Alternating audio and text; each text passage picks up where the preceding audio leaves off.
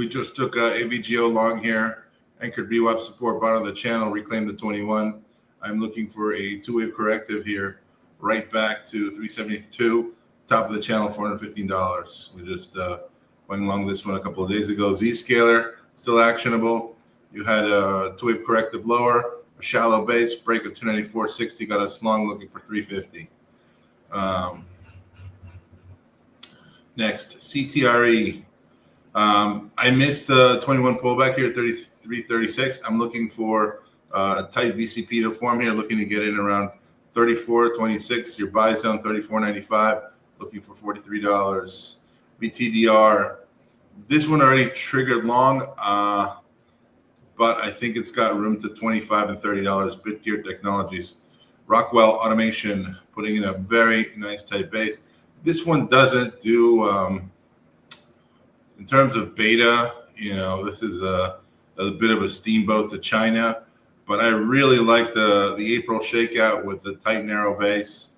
ATR is about $6.50 a day. It does under 1 million shares a day, but I think this is ready for about a $80 measured move off the 360 handle. So this looks good to me.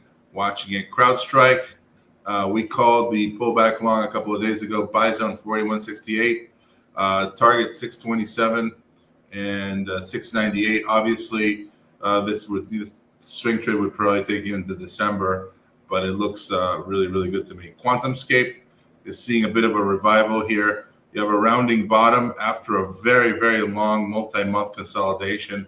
I want to see a right handle build here, right side base build, and I'd love to see this explode through $15. This thing looks good to $30, $32 to me. QuantumScape.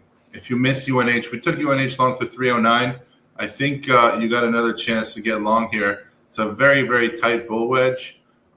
So probably through 349, you have a quick move to 360 with a really nice tight stop. Our secondary target's $400. Anchored VWAP, daily 200.